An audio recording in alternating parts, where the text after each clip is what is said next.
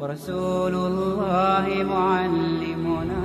Quran in Muslim belief is two things in one. It's a divine message, but at the same time it's also a miracle.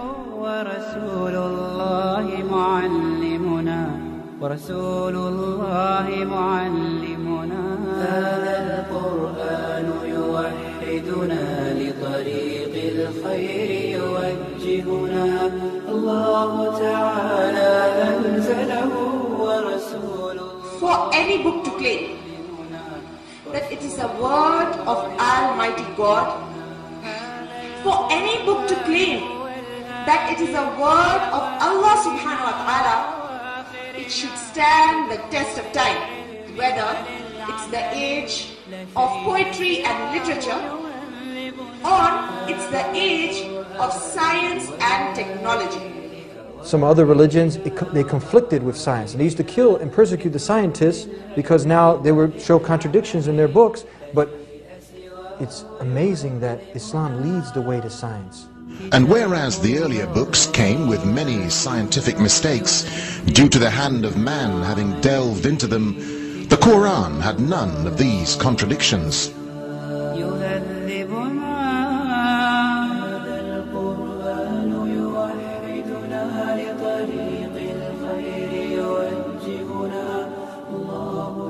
So you have a person who couldn't read or write, and he came from this culture where almost nobody could read and write, and they were just in the middle of nowhere, so to speak. I mean, they were on the fringes of the civilized world, and they really didn't have any science, they didn't have hardly any kind of knowledge to speak of.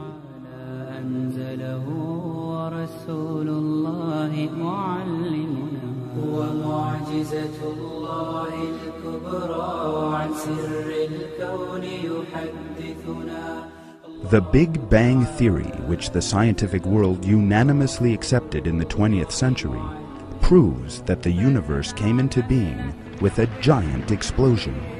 They call it the Big Bang. And they said initially there was one primary nebula, which later on it separated with a Big Bang, which gave rise to galaxies, stars, sun, and the earth we live in. Imagine, this information which they came to know recently, the Quran mentions 1400 years ago.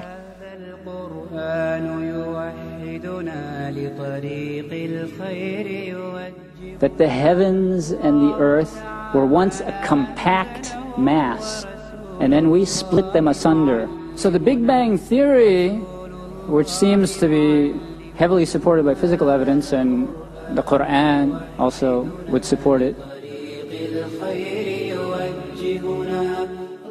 You know, this is something that went completely against scientific, quote-unquote, scientific knowledge, or the world view in that era.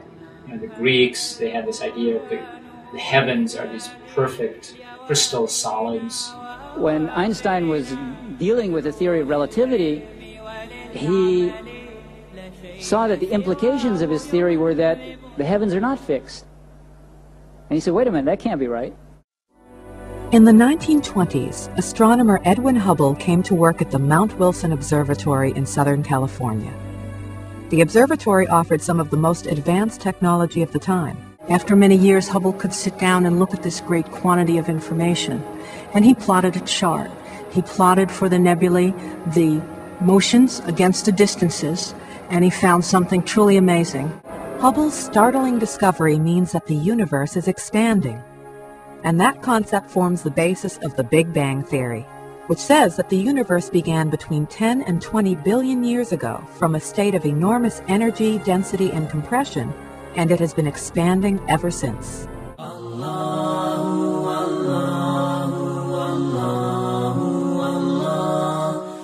The form of the word musi'un, it indicates an action that's going on in the present and will continue into the future.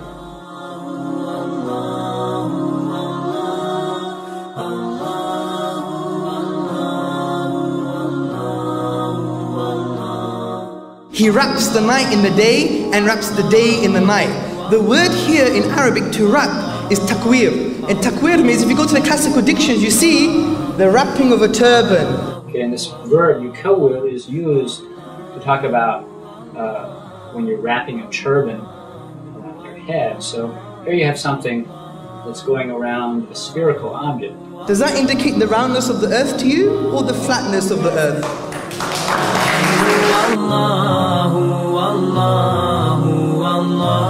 Scientists have long studied how various creatures communicate. Dolphins in the water, chimpanzees on land, birds in flight. But insects, could they possibly have anything to say? Well, when it comes to the tiny ant, it turns out the answer may be yes.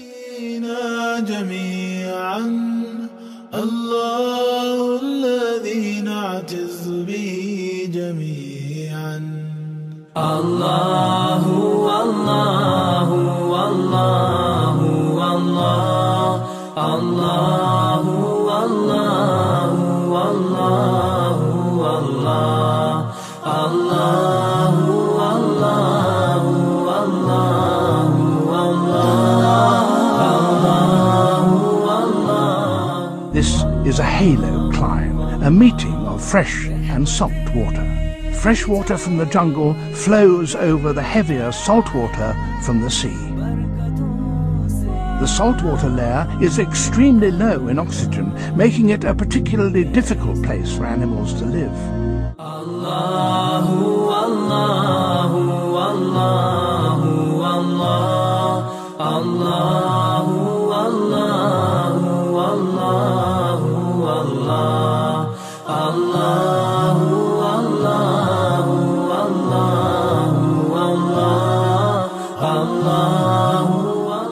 Cytoplasm is a gel-like substance found enclosed, contained within by the cell membrane. It is within the cytoplasm that most of the activities of the cell can be found. It's made of about 70% of the cell volume and is mostly water.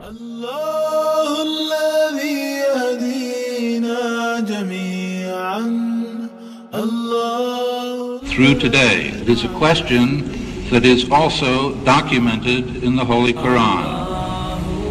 Simply put, it is, how does man develop? No such distinctive and complete record of human development existed before the Quran. It was many centuries afterwards that the human developmental stages were recorded in traditional scientific literature.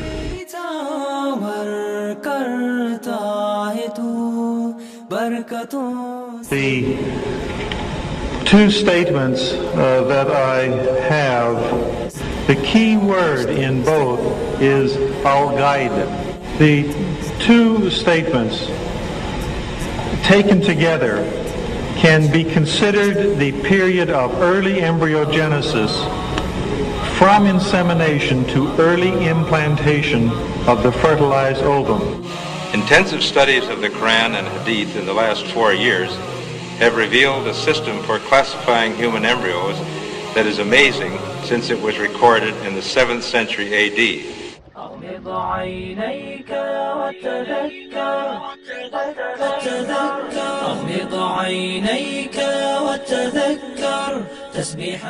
As a medical doctor, particularly attracted when I read the Quran in the original text for the first time, these data concerning man were those which impressed me the most.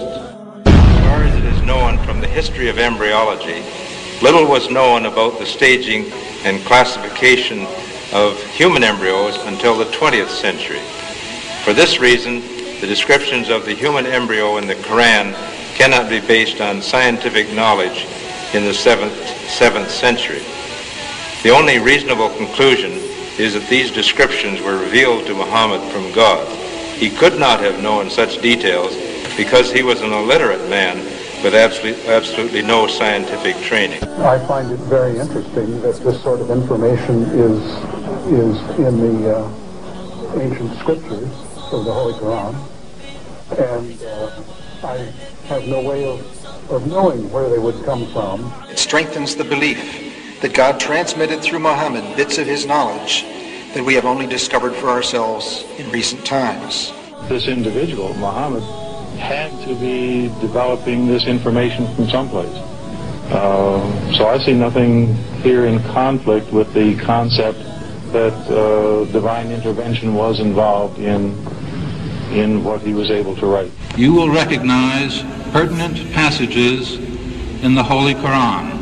With all this remarkable progress, much of what we have discussed has already been described, and with infinitely more elegance, in the Holy Quran. Muhammad came from, he was after all a Bedouin. I think it is almost impossible that he could have known about things like the common origin of the universe, because scientists have only found out within the last few years. The world thought there could be no reconciliation between religion and science. But the Quran mentioned many scientific facts in great detail, like how a human being developed in the mother's womb, and described other scientific facts which amaze the world's renowned scientists and scientific community. So when scientists themselves discover these things, it is a major proof that the Quran is actually the Word of God. For the first 35 years of my life, I was a disbeliever, and I didn't believe in God. But ever since I was small, I was interested in science.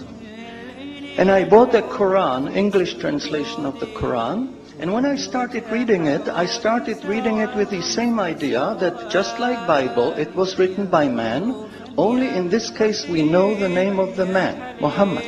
But then as I read later, I suddenly saw a scientific fact which I knew was only discovered in the 20th century.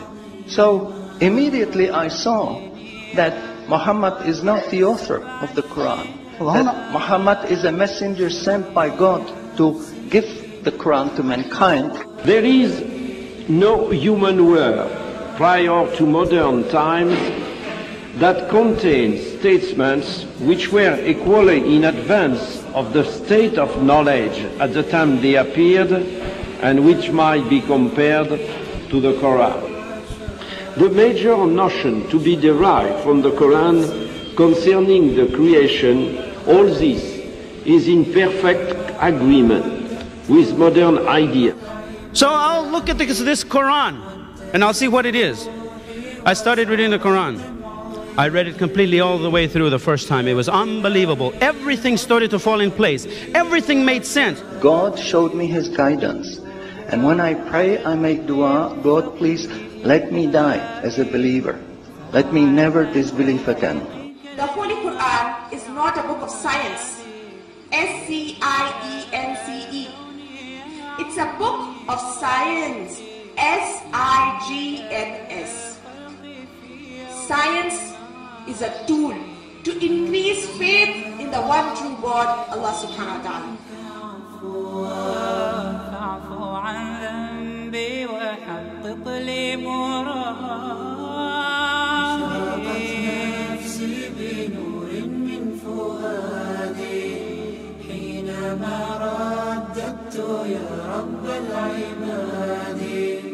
وانتشت روحي وصار الدمع يجري يا إلهي خذ بقلبي للرشاد أشرقت نفسي بنور من فؤادي حينما رددت يا رب العباد وانتشت روحي